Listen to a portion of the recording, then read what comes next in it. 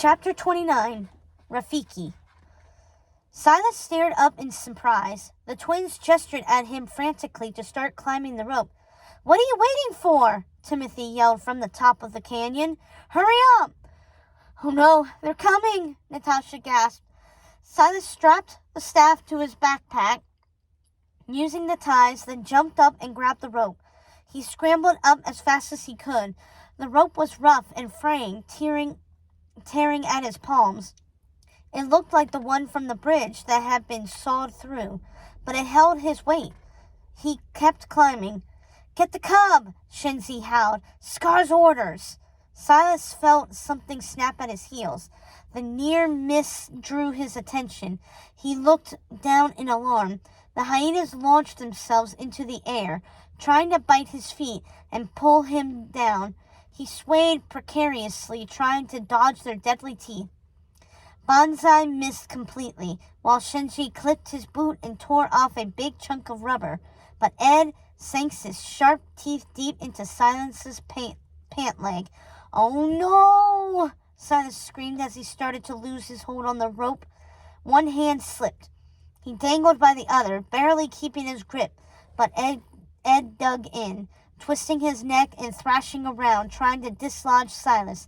And to make matters worse, the staff began to slip from his pack. He gasped in fear. If the hyenas got the staff, they'd deliver it to Scar, but it was his only way to get back his little brother, his only bargaining chip. "Hold on," Natasha called.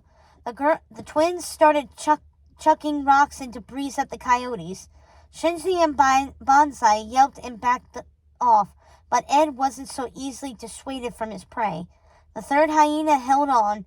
Silas felt his fingers slipping. One, then two. A dark shadow swooped down. "Ah! Danger! Keep away!" Zazu called, flying at Ed and pecking at his eyes. Ed yelped in distress and let go of Silas. The hyena crashed to the ground with a cry of pain, while Zazu kept calling and swooping down at him, pecking and clawing at his eyes, driving him away. That bought Silas a chance. He scrambled up the rope, using his feet to dig into the cliffside. It crumbled, breaking away and threatening to send him plunging down, but he held on and kept going. Sand and rocks kicked up by his boots tumbled down, also hitting the hyenas. Between the rocks and sand and Zazu pecking at them, the hyenas yelped in pain and frustration, then loped away, disappearing from sight. They were gone, for now. But if Silas had learned anything about hyenas, they were smart and relentless. When they locked onto their prey, they wouldn't be easily deteriorated from a meal.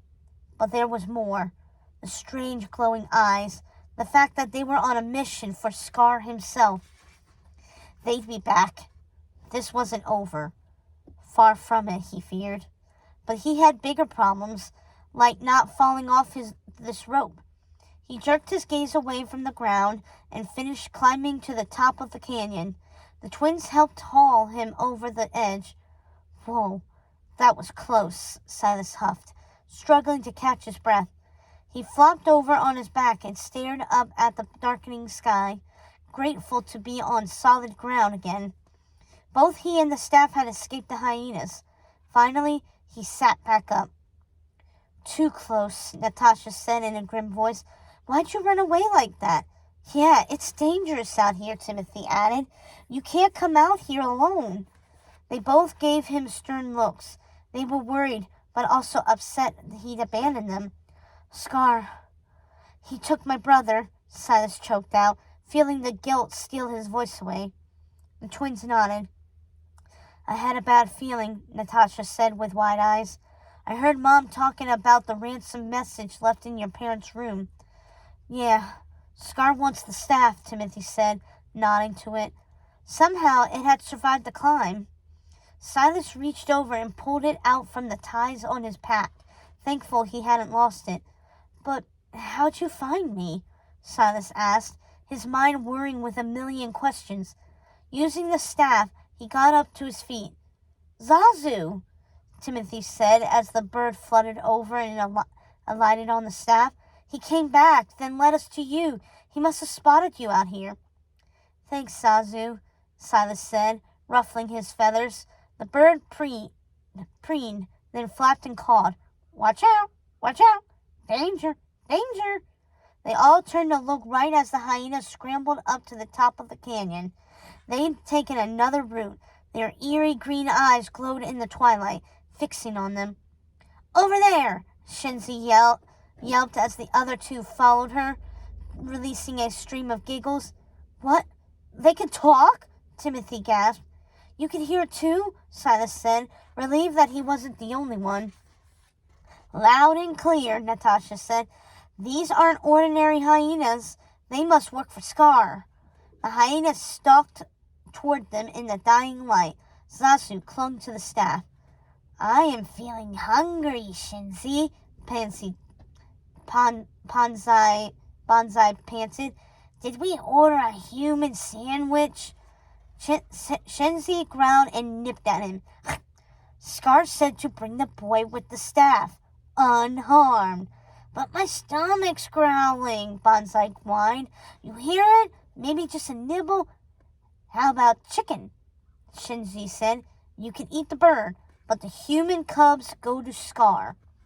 Ed licked his lips in anticipation and released a peal of maniacal giggles. They kept squabbling with each other. This is our chance," Silas whispered. While the hyenas were busy bickering about who they would eat first, Silas and the twins took off running with Zazu. It took the predators a good minute to notice, but then Bonsai perked up and sniffed the air. Did you order dinner to go?" he growled. "No. Why?" Shenzi asked. "'Cause there it goes!" Bonsai yelled. Silas heard the hyenas start chasing after them. They moved like ghosts with eerie green eyes. Whatever they weren't natural. Silas and the twins ran faster and wound through the mesas led by Zazu, who flew ahead and knew the way. He guided them back toward the Pride Lands, even though the light was fading precipitously. Slowly the hyenas lost their trail. They were almost safe. But then a dark shadow stepped out onto the trail in front of them, and two more lunged out behind them. Their fearsome eyes glowed with unnatural light. The hyenas had split up and taken a different route, gaining on them and trapping them before they could escape. "Watch out!" Silas said, skidding to a halt. They whipped around, but they were surrounded. Zazu circled overhead, calling forlornly, but there was little he could do to save them now. The hyenas stalked toward them slowly, watching for any attempt to escape this time. They wouldn't be fooled again by the same trick. Silas thought they were done for, but he clutched the staff tightly. "Please, help me," he prayed. At first, nothing happened. But then the staff ignited with red light. Materializing out of the air, the shadowy form of a monkey appeared before him. It resembled a baboon, Silas thought in surprise. The vision overwhelmed everything, transporting him to another realm where there was no danger. The monkey spoke to him in a deep voice. It echoed out through the night, blotting everything else out. "The Pascan hut. But the way I see it, you can either run from it or learn from it." The baboon's words emanated not only from his lips, but also from his soul. Silas felt it inside him. Something about it touched his heart and changed him. The guilt seemed to evaporate into smoke. But then, before he could ask what it meant, the baboon vanished. The vision was gone, but it gave him something. Courage. This time, it wasn't false bravado or selfishness to save himself. It was for his friends. "Leave us alone!" Silas yelled, brandishing the staff and charging at the hyenas. He thumped Shenzi first in the snout, then whacked Bonsai across the back. They both yelped in surprise, but also pain. Finally, he turned to Ed and imitated his loud giggling. "Hee hee hee!" Even Ed cringed back in fear from this taste of his own medicine. They hadn't seen this side of Silas. Before they could recover, he jerked the staff around and moved erratically, trying to make himself seem bigger and scarier. and the whole time he kept giggling like a maniac. The hyenas whimpered, then ran away and disappeared into the dark trees. Silas relaxed, lowering the staff. This time, he suspected they wouldn't return so quickly. "Wow, you chased them away," Natasha said. "How'd you know how to do that?" "Oh, it was the baboon," Silas said with a shrug. "Didn't you see him? He told me what to do. He gave me advice." He trailed off as he noticed the blank looks on their faces. A baboon?" Timothy said. He scratched his head. "You mean like a monkey?" "Wait, you didn't see him?" Silas asked.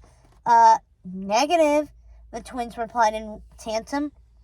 So that had only been something that Silas conjured, or maybe imagined. The line of what was real and what was supernatural was blurring fast. "Well, after the baboon appeared, I realized something about hyenas," Silas went on. "They're scavengers, right? And they prey on the weak and injured. Well, there's another word for that." "What's that?" Timothy asked. "They're cowards," Silas said with a satisfied nod. "I just needed to do something unexpected to throw them off and freak them out. And, well, I guess it worked." "Wow, that's brilliant," Natasha said with a grin. Silas felt himself blushing, but then he turned serious. "But it won't work again. They're too smart. They'll regroup soon." Zazu flapped over and landed on the staff as if it was the most natural thing in the world. "That's wild," Natasha said. "You look like your aunt with the staff and Zazu." "Only a lot shorter," Timothy added. They all laughed, dispersing the tension. But then they looked up. It was almost completely dark, and the hyenas wouldn't stay away forever. Plus, the ghost of Scar was still loose in the camp. "Hurry, we need to get back," Natasha said. "Staying out after dark is dangerous." A few minutes later, the sky gave up its last gasps of light, casting the wilderness into thick darkness as they hiked back toward the camp, with Zazu leading them. Silas pulled out his flashlight. He clutched the staff in his other hand. Even though he defeated the hyenas, more creatures lurked in the dark. They needed to stay alert and keep moving, but more problems swam in his head. The biggest one of all. George was still missing. What were they going to do?